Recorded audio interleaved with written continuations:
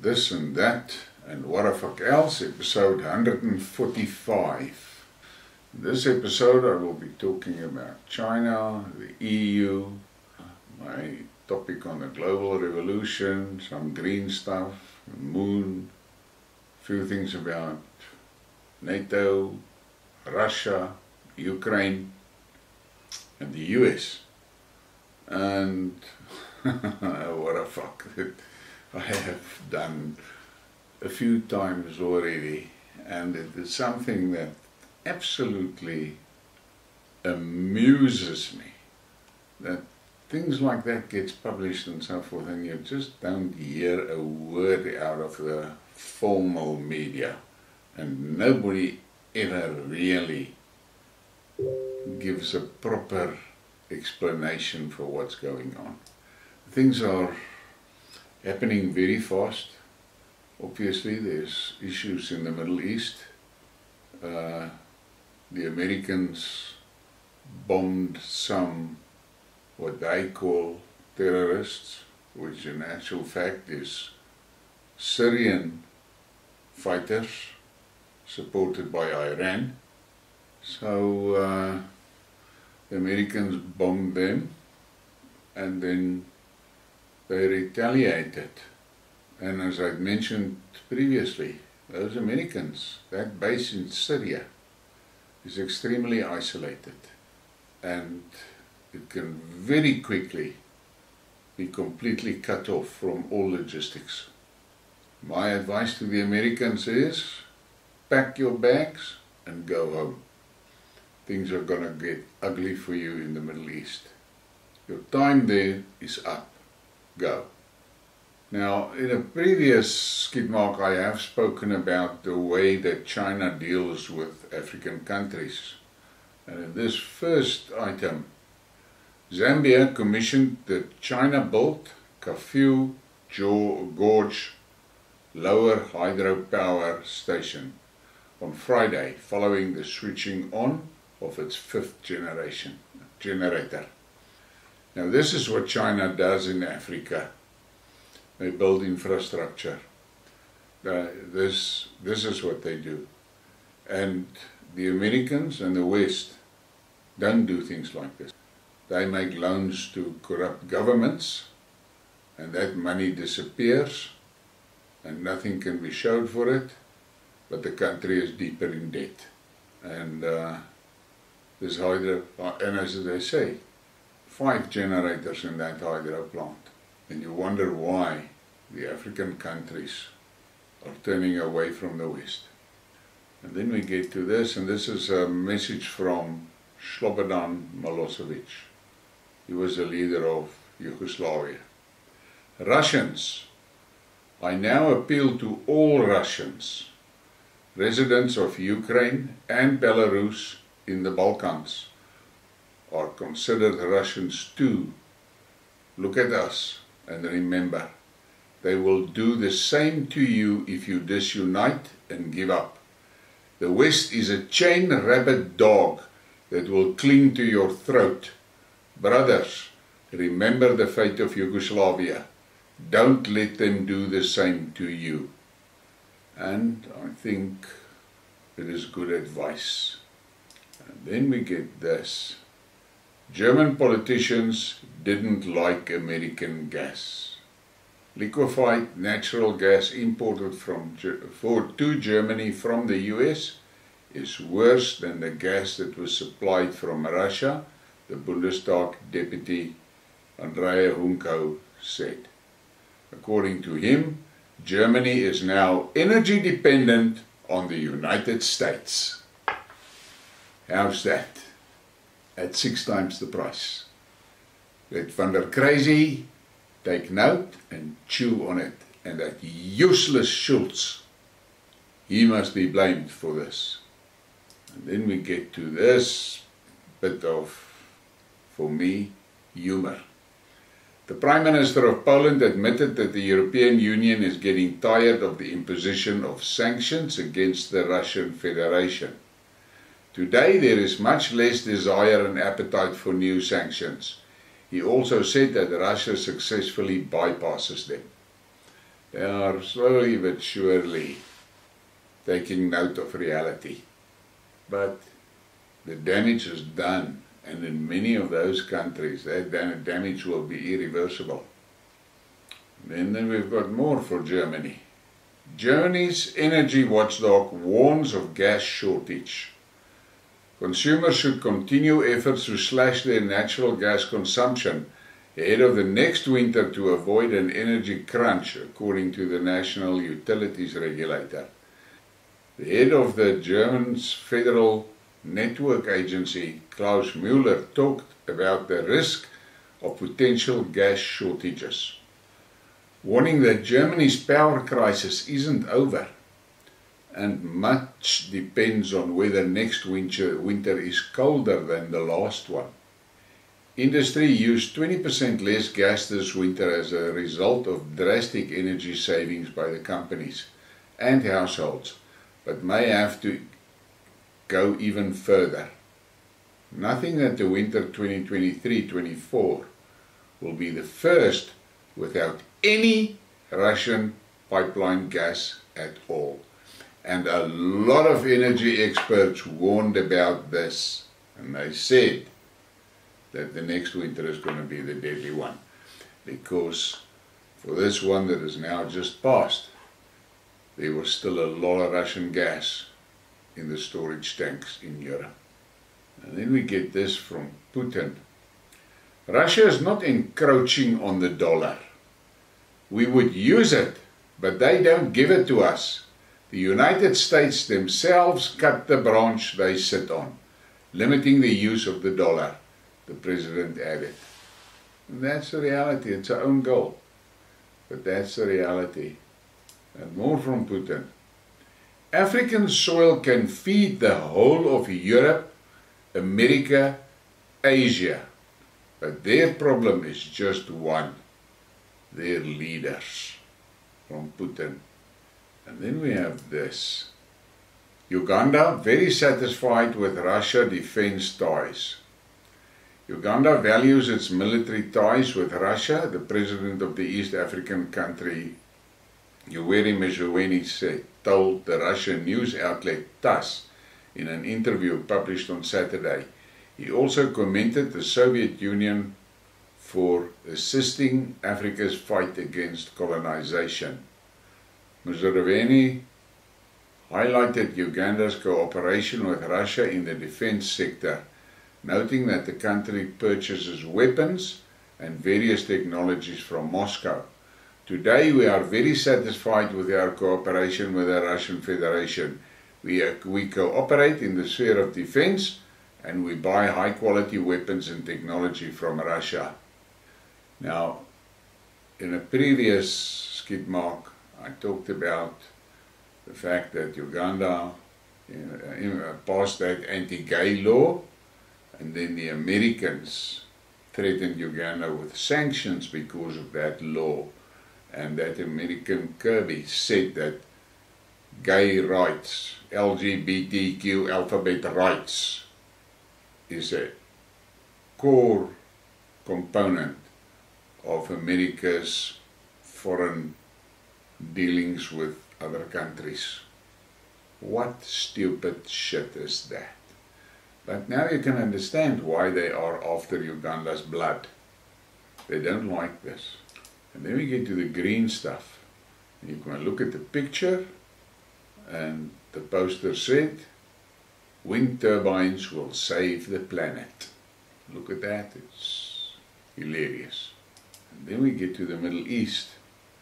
The Warhouse Pentagon, the American planes that targeted Deir ez-Zor in eastern Syria, took off from Al Udeid base in Qatar. In case you wondered why Qatar has been silent about everything going on in the region, well, because it's not a state, it's a US airbase. And I think the Qataris are in a horrible fix. And more from the Middle East. Iraq has won a drawn-out oil arbitration case against Turkey.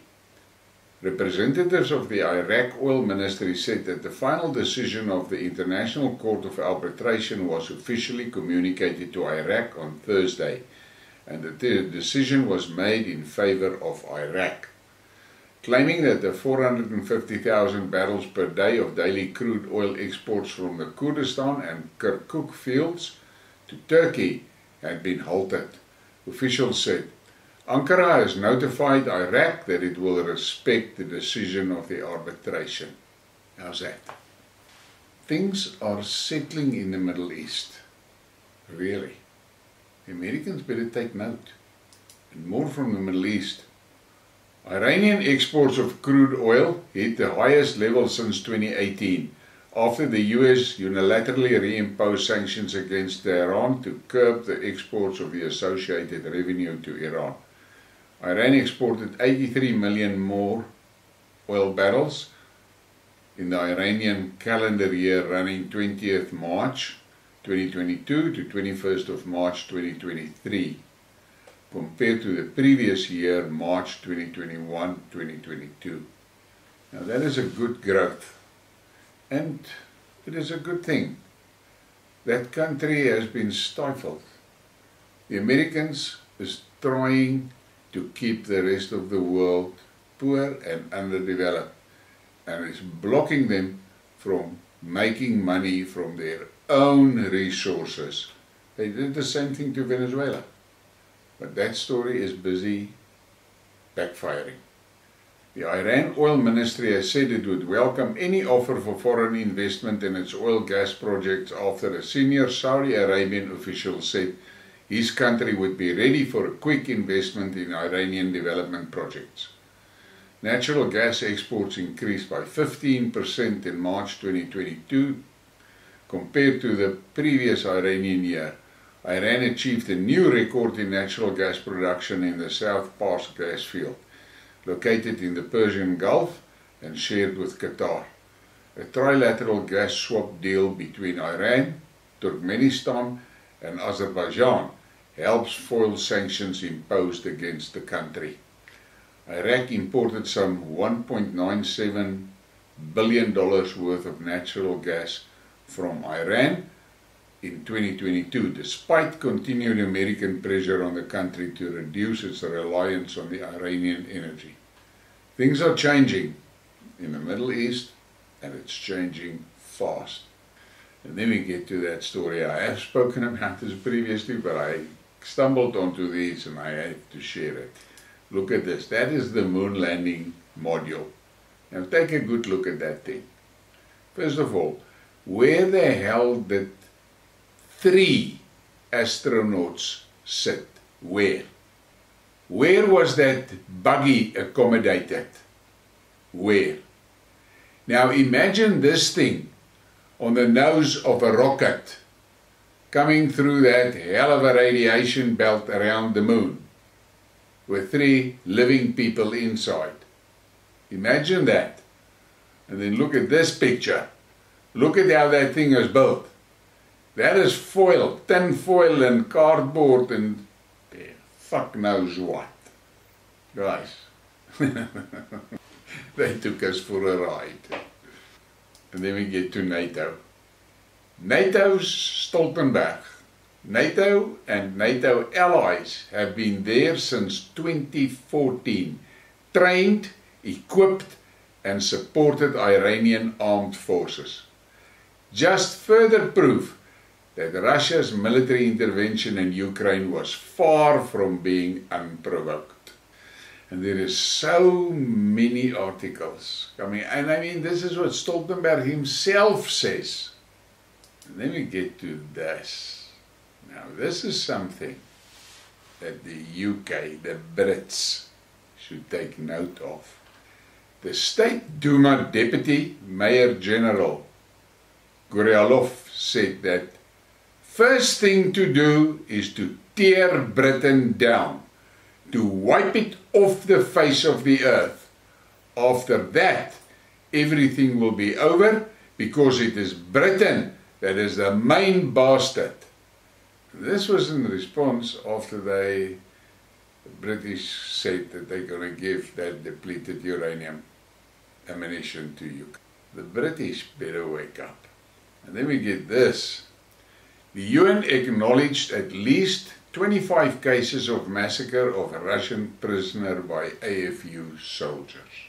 The chairperson of the Human Rights Monitoring Mission to Ukraine, Matilda Bogner, said that the prisoners were often killed immediately after they surrendered. The mission has no data on the prosecution of the perpetrators of these actions in Ukraine.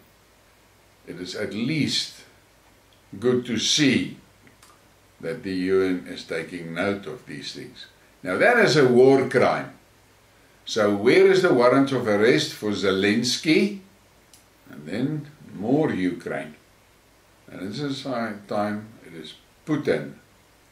Depleted uranium shells can still form radiation dust.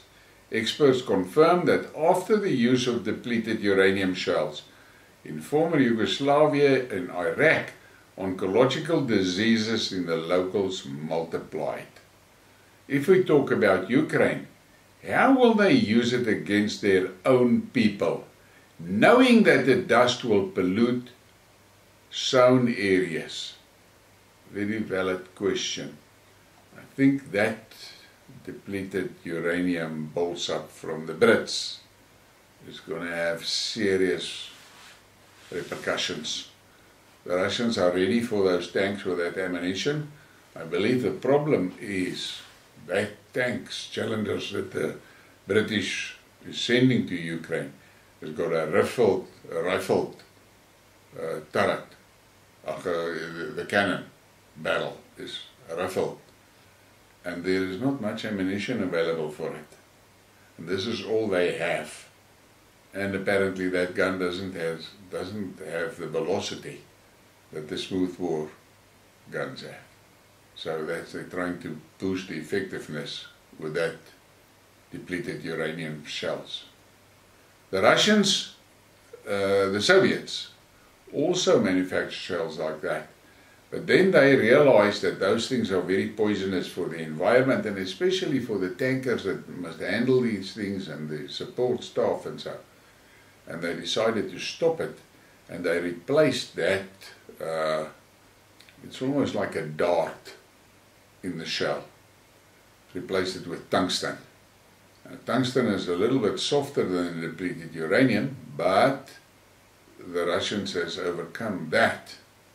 The problem is there's very little tungsten available in the West, or most of the tungsten comes from Russia. And then we get to this. This is quite interesting. Ukraine, US military aid exceeds the cost of Afghanistan. And I'm not going to spend time on all that money, but if you can take a look, you can stop the thing if you want to. Look at the enormous amounts that the Americans has been spending on wars. It is billions and billions and billions. My question is, just imagine that money was spent in America itself, building infrastructure, building out their economy, boosting their industries and things like that. In other words, the riches of America was spent on the people of America. Can you imagine where America would have been today? Just think about that. And then we get this stupid thing. The US probes Swiss banks over Russian clients. Swiss banking giant Credit Suisse and UBS are on a list of banks under scrutiny by the US Department of Justice for allegedly helping Russian businessmen to evade sanctions, Bloomberg reported. I'm not going to read the rest. The fact of the matter is, what the hell? Where do they get the right to meddle like this? These Americans has got the idea that they can dictate to the whole world. They are the supreme leader. And everybody must listen to what they say. They can demand and instruct at will. And you must just follow or they bomb you. And then we get this. And this is connected to that article about the money that the Americans have spent. Global adventures cost US economy $33 trillion. Russian tycoon. One of Russia's wealthiest men has warned that the American economy is currently challenging due to global overreach. Tycoon Oleg Briekmerke made the comment using his Telegram channel. He believes the underlying economy cannot take the weight of the country's enormous government debt and exorbitant spending. Reckless militarization, sanctions against everyone, and military adventures around the world have already cost the country almost $33 trillion, said the billionaire, who was sanctioned by the US last year. However, he provided no details on where this figure came from. But just look at the American debt, 32 trillion. Makes sense. And more from the US. US Senate rejects the bid to repeal the 2001 War Authorization Bill. The US Senate has overwhelmingly voted down a proposal to repeal the 2001 law that has been interpreted to grant sweeping war powers to the White House. Several presidents have cited the same measure as legal backing for dozens of military interventions worldwide over 20 years. And this senator tried, Rand Paul, he tried to get that thing repealed so that the final authorization for military adventures must come through the House and the Senate. And he was mowed down.